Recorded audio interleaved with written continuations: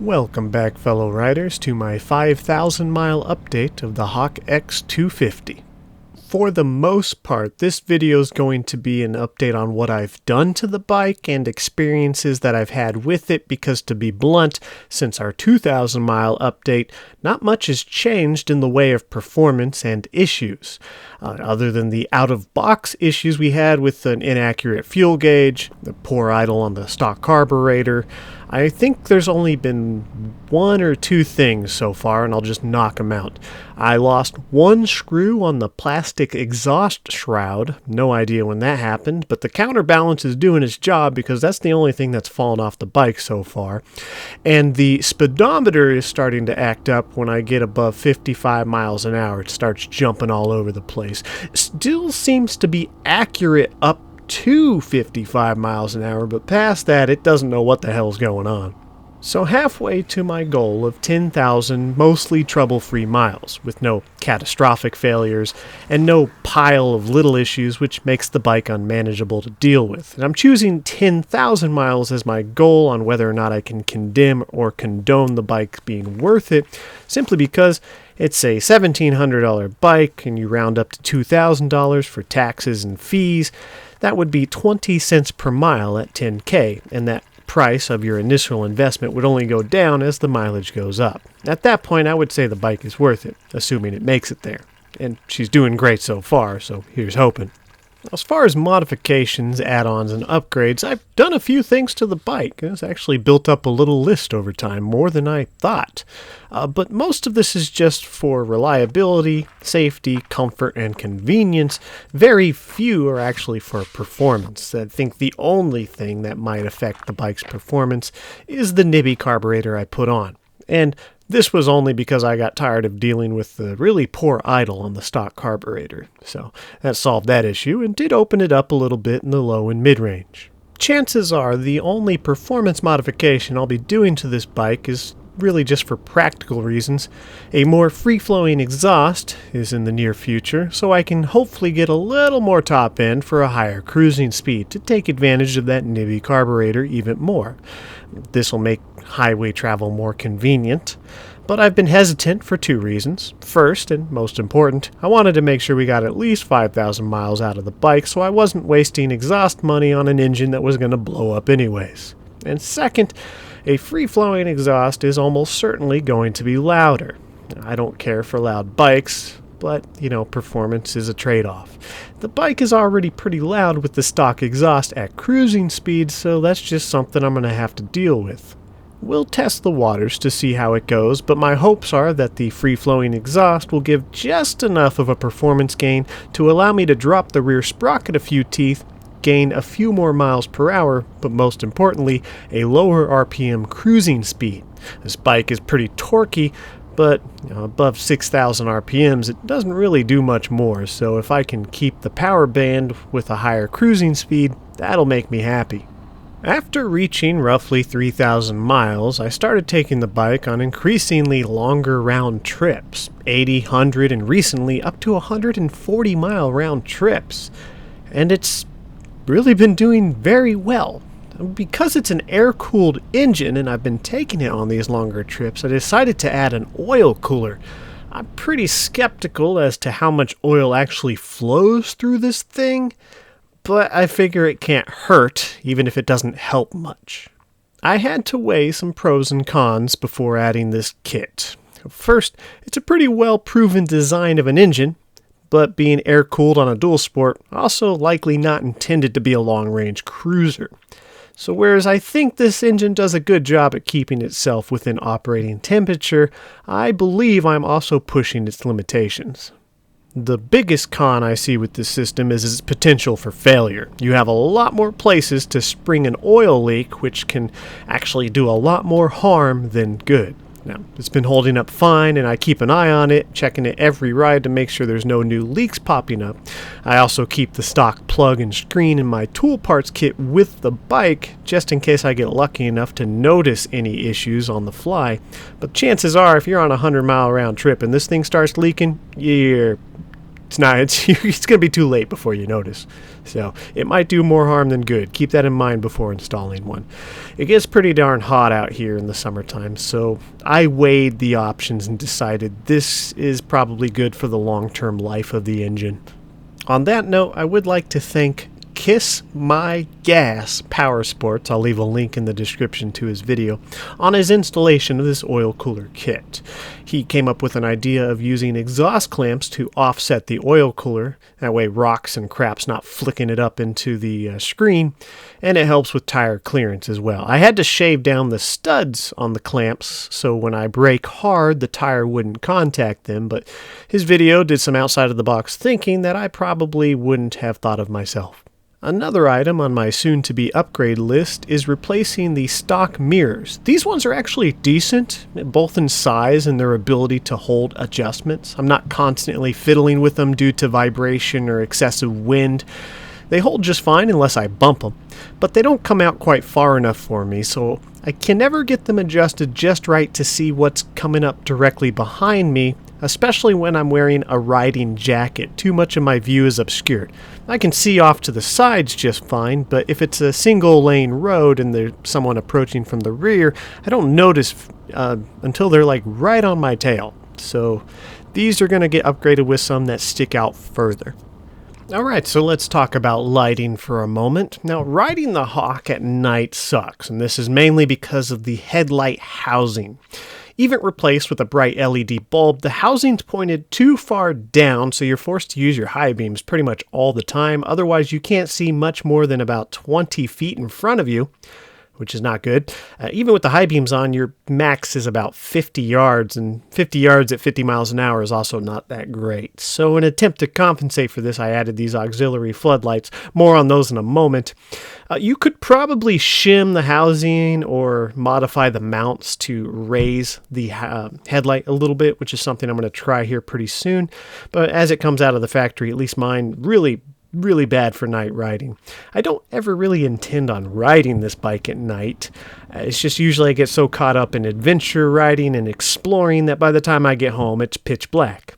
Turn signals I don't have an issue with. They're nice and bright, been pretty reliable. They're also mounted on these rubber standoffs, which does make them look kind of funny in the video because they bounce all over the place, but if you drop your bike or rub it up against something, they don't break off. These have been pretty nice so far, so I just leave them as is. There are some LED upgraded versions you can get, but you also have to fiddle around with the flasher, otherwise they start blinking real quick. I wasn't able to find any LED bulbs that fit in these housings. They're kind of an oddball size, so I'm just leaving them stock.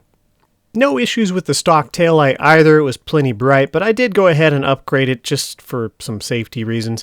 Now, the one I have in there is LED. It's a little brighter in its running condition, but when you hit the brakes, it flashes about 3 or 4 times before going solid bright. And this just helps to grab the attention of anyone behind you to let them know that you're slowing down.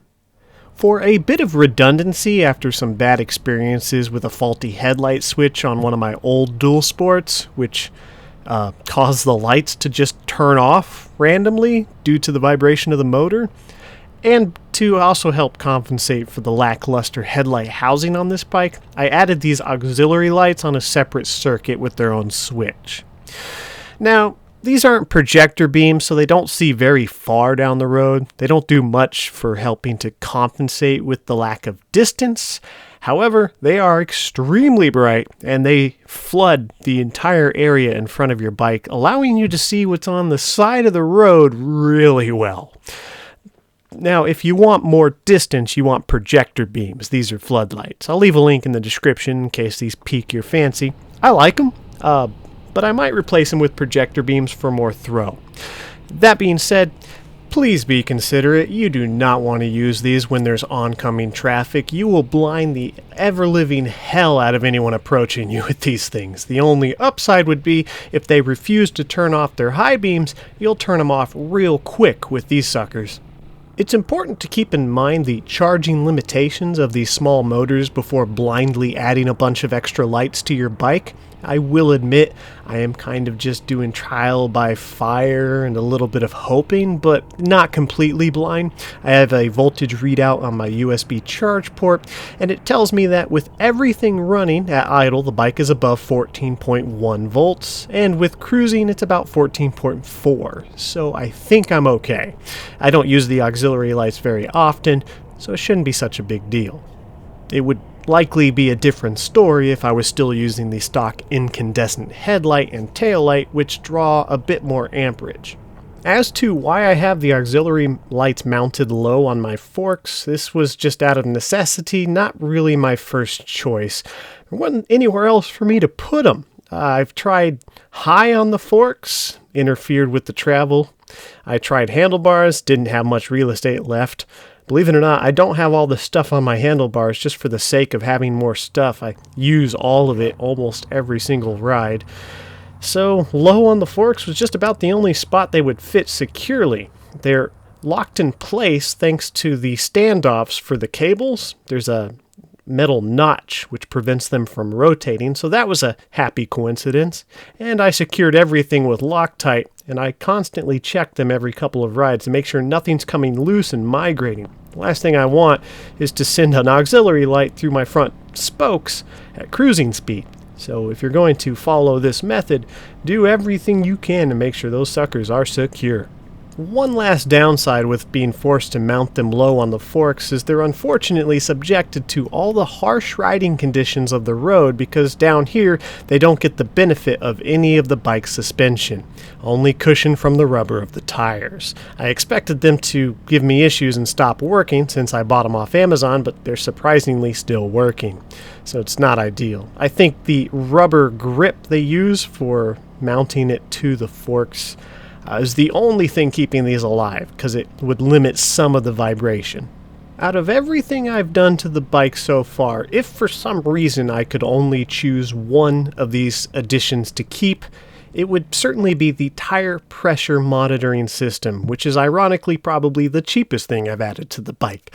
This was about $20, and it gives me live updates of tire pressure. It has high and low pressure alarms that you can customize, set wherever you want. It tells you the temperature of the tire, and it has a clock, which doesn't sound like a big deal, but having a clock on your bike is very convenient if you're using it to go to work.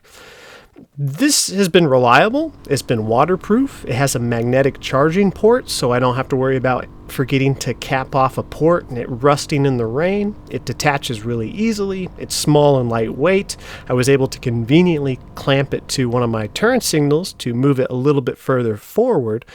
And the peace of mind of just looking down and seeing what your tire pressure is at it's invaluable. I would put this on any motorcycle. If you want a better one, get a better one, but this one's been doing the job for me very well, and I'm very happy with it. Long ride comfort on the Hawk is going to be different for everyone because we're all built a little different, but I was finding limitations at about 30 to 45 minutes before I really had to get off the bike and rest. Hot spots would build up and sore spots. The stock cushioning on the Hawk feels good when you first get on it. It's just after about a half an hour, it doesn't feel that good anymore. I added two things to help, and this has pretty much doubled the amount of time I can stay on the bike. I can happily get just over an hour before I really want to get off and stretch out. So I got this gel cushion to help with the sore spots, and I got this airflow cover to help with the hot spots. I do a decent job for what they are. I'm happy with them. I'll definitely be leaving them on the bike. The USB charge port's been holding up pretty good. It hasn't given me any issues. It seems to be waterproof when you remember to put the cover on. I did forget a couple of times, and there is a little bit of rust forming on some of the ports. It's cheap, so not a big deal. I also had some people ask if it drained the battery if you forget to turn it off. I haven't really tested this on purpose, but I did leave it on by accident once for 2 days, and when I came back to the bike, it was still above 12 volts and fired right up, so it seems to have very little drain if you forget to turn it off.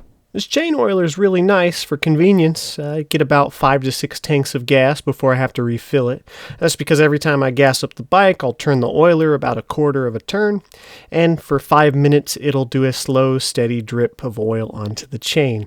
I keep looking under the bike every few hundred miles expecting that little silicone tube to disappear, but it's been holding up fine, so I haven't had to replace it yet. It drips onto the bottom of the chain, and it seems to be pretty consistent because I'm not getting an oil buildup splatter all over my rear sprocket. It seems to just be landing on the chain. When I am oiling the chain, I'll try to keep it under 30 miles an hour for about 5 minutes, just so it's not spraying off into the wind. One thing I assumed was chain stretch was actually just the fact that they didn't double nut the chain adjusters, so they weren't holding their position very well. I would notice about every 200 to 300 miles I had to adjust the chain, and I put a nice Japanese chain on this thing in hopes that it wouldn't stretch out so much.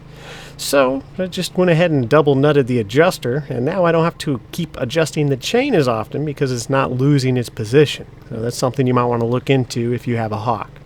Being a pretty low-budget Chinese bike, it's received its fair share of online criticism. A lot of that is well justified. These bikes don't have a very good track record, but the Hawk X with its counterbalance motor might just be the one exception, as it doesn't tend to shake itself apart. I would like to point out that any of that criticism has only ever been online. I've yet to run across anyone who cares what this bike is, and I still get the wave from every biker I pass. Do keep in mind this is not my official review of the Hawk X. It's just an update with a vote of confidence. So far, so good. If we make it to 10K without any major issues, I can officially say whether or not I think the bike is a good purchase. But as it stands so far, I'm just letting you know how the bike is doing. Also remember that I'm riding this bike in a relaxed style, keeping its price tag in mind. I find nothing more annoying than individuals who purchase these cheap bikes knowing full well that their poor quality will not stand up to motocross styles of abuse. That's pretty annoying. Thanks to the Hawk X being reliable and trouble-free for the most part, it's carried me everywhere I wanted to go so far, my only limitations being distance and time. I'll open Google Maps, judge how many hours I have of daylight, and then estimate how far I can go based off of roughly 50 miles an hour.